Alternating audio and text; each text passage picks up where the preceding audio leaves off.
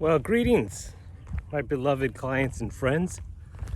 Today is September 14th, I believe, and it's been a while since we've done a current events type of video, and it's been on purpose because I really don't want to focus too much on the short-term, day-to-day headlines, because in the long run, they don't really matter that much. That being said, there's three things that I saw this week that give me a little bit of pause, a little bit of concern, and I wanted to share those with you, just so you know that I'm not solely looking 5 years out. I am also seeing what's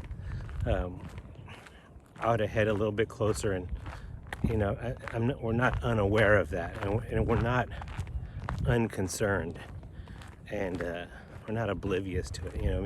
It is going into the decision-making process here at Platinum. So the three things were the CPI print, which is inflation, oil prices, and then this auto workers strike. So let me go through those in order. So on Wednesday, I believe we got the CPI print, and it was up. So last month, year-over-year inflation was up 3%, and as of August, it was up year-over-year 3.7. So it popped up. It had gotten up over 9% was the annual inflation rate, and the Fed sounded the alarm, and they raised rates 10 times, and you know what, to their credit, they've brought it down dramatically from over 9 to just right around 3. So inflation is not out of control. It's back under control, I would say. I would say the Fed has done a good job of bringing it under control, but Powell's stated objective is to get it back to 2%, and not 2.5, and not 2.9, but 2. Okay, and it's not at 2 yet. So it would not surprise me if he not only held rates high, but maybe even took them up higher, because he's adamant and unwavering in wanting to get it down to 2. And there have been some leaders, if you want to call it, market leaders, that have said, what's wrong with 3? Bill Ackman comes to mind. He said, I would be okay with 3. It's not an out of control number, and considering the environment we are in right now, it seems reasonable. That's his opinion, but he's not the guy that pulls the lever. The guy that pulls the lever is Powell, and he's adamant that he wants 2. And he said it might require some demand destruction, meaning slowing this economy down, and it might require the loss of jobs. It might require some pain, and he's said that all along. All along, the market's been like, yeah, but no, it can't be that. I mean, all along, the market has doubted his resolve to get it to 2, and they're always saying, oh, he's probably done by now. It's probably satisfactory to him that he's not going to raise anymore, and he's consistently disappointed them. And it's not that he's saying anything new. He's saying the exact thing that he said from the beginning, that I want to get it down to 2. And that's my number one priority. And it's not like, well, I'm trying to balance getting that down with not causing a recession. He's not said that. He said, it might cause a recession, but I'm going to get it down to 2. He's been unwavering in his position. And yet the market has kind of been like, nah, he can't really mean it. And then he does really mean it, and he does it. And they for some reason they're surprised that he does what he said. So I think the market's still a little bit over optimistic that he's not done. I mean, that he is done raising rates, and they're setting themselves up to be disappointed. Because the market really did not react that unfavorably to that, what I saw to be a kind of a hot inflation number. And what they were saying was, well, the big reason was because oil prices have come up. That was the big driver to why it went up so much, and that's only temporary. So that brings me on to the second one, which is the sudden increase in the price of oil. Just a couple months ago, oil was hovering around $62 a barrel. I want to say hovering, it dipped to $62 a barrel, but now it's getting close to $90 a barrel. So it's almost a 50% increase in the price of oil in the last couple months. That's a lot. I just put gas at $6 a gallon, I think yesterday. Okay, so that, and the price of oil is very inflationary. It affects everyone that drives a car, and also people that drive a truck, meaning transportation workers, and also companies that have products that they need to transport, right? Companies that use energy, which is, I'm being a little bit facetious, but it's almost all of them, So when their transportation costs go up, their electricity bills go up because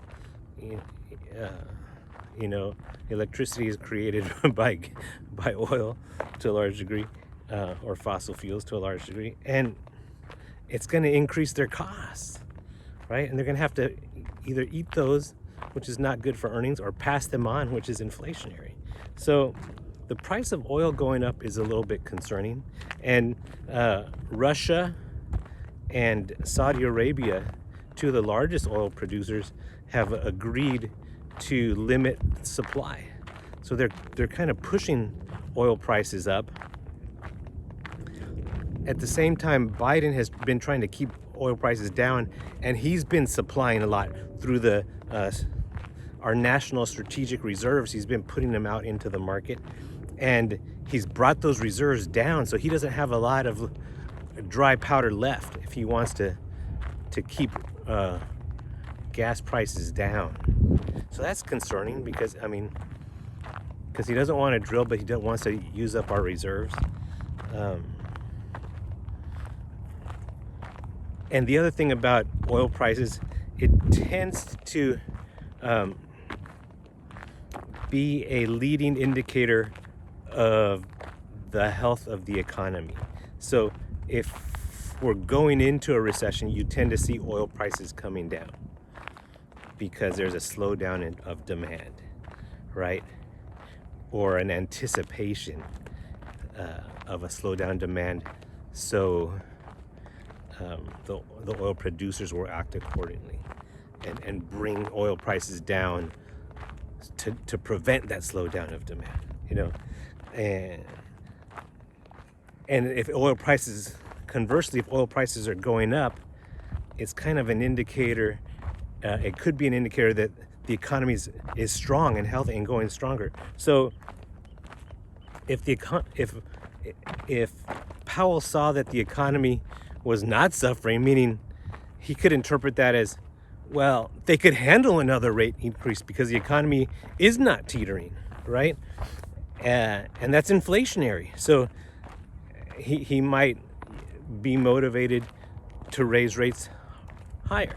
So number one, we saw the CPI a little bit hot. Number two, we saw oil prices have jumped up dramatically in the last couple months. Those two things both concern me a little bit. And the third one was this United Auto Workers strike. And the things that they are requesting. And the three big things they're requesting is a 40% increase in wages, not overnight, but over a period of time, for their wages to increase by 40%. Second thing they're asking for is a defined benefit pension. And the third thing they're asking for is a shorter work week. And Biden chimed in, and he, on the side of labor, and he said, come on, auto companies, meaning GM, Ford, and Stellantis, formerly known as Chrysler, share some of those profits with your workers. Well, guess what? I looked at the financials of those auto manufacturers, and they're not rolling in money, man. They have a lot of debt. They're not very profitable. So to say, well, they're just getting fat off of underpaying these workers, that's really not the case. I mean, they're in a globally competitive industry, and they're in an industry in transition that's transitioning from internal combustion engines to electric vehicles, and that's going to come at a huge cost to them. They're going to have to retool their factories, and they have to compete against other automakers around the world, especially from Asia, Japan, and possibly China. And China has a lot of EV offerings that are really quite interesting and attractive, and I mean, poised to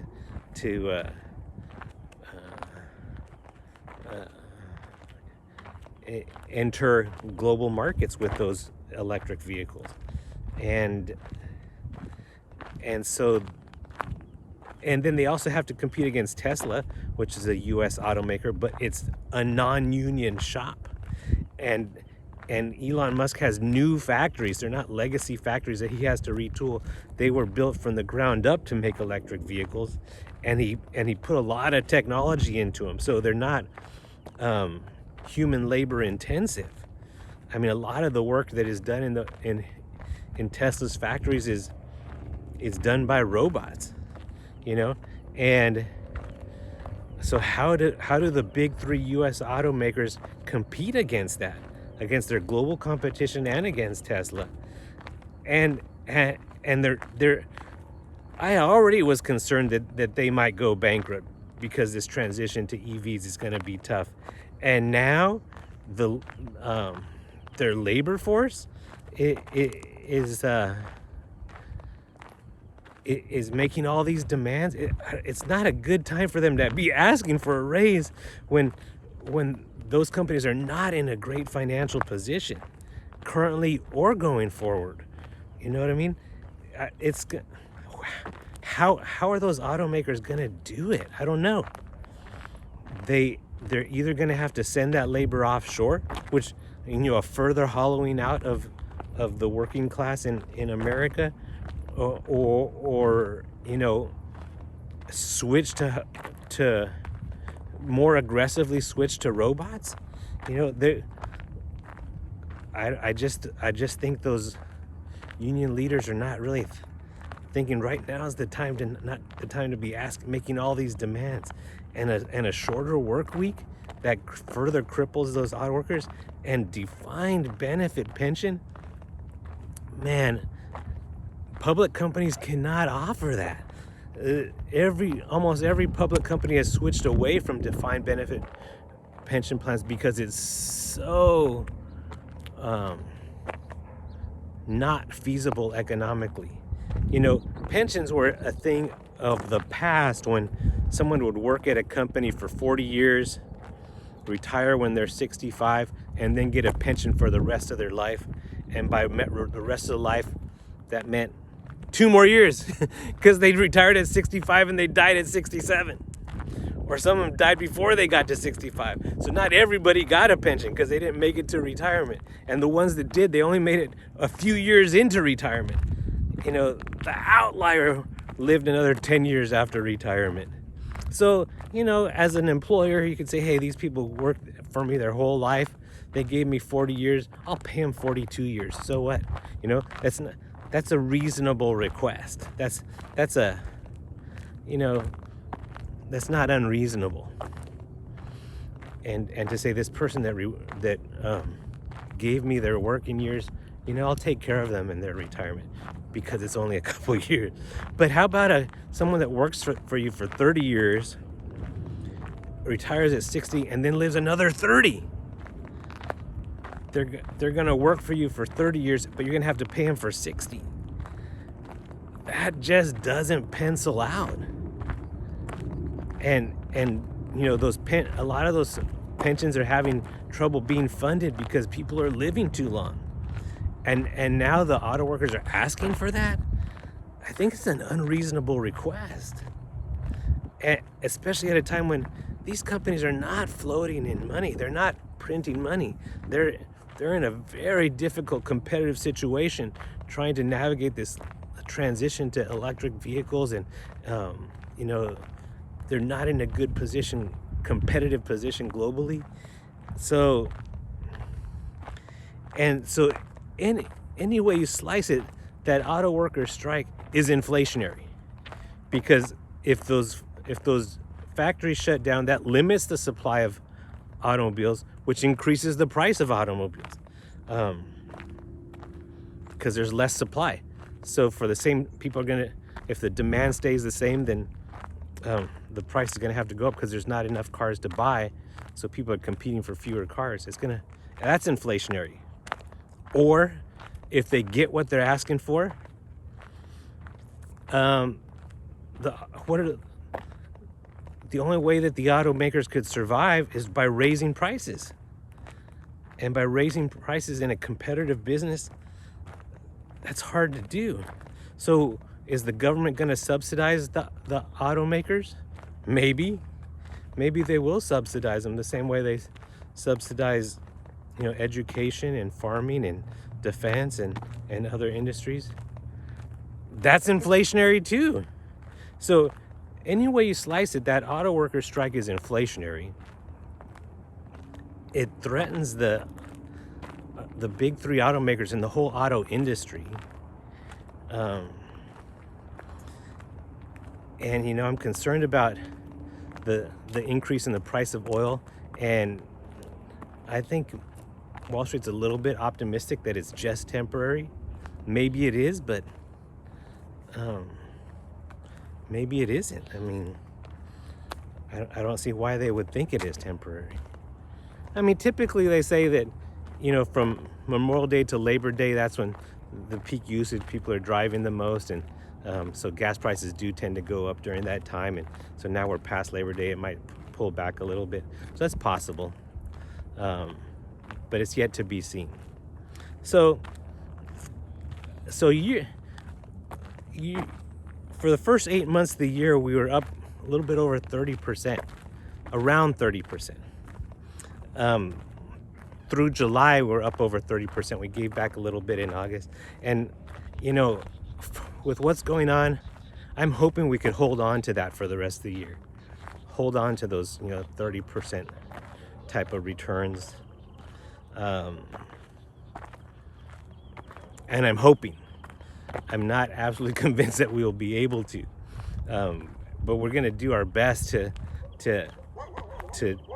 try to avoid the most vulnerable parts of the market and be defensive and try to hold on to that. I guess that's kind of my outlook for the rest of the year.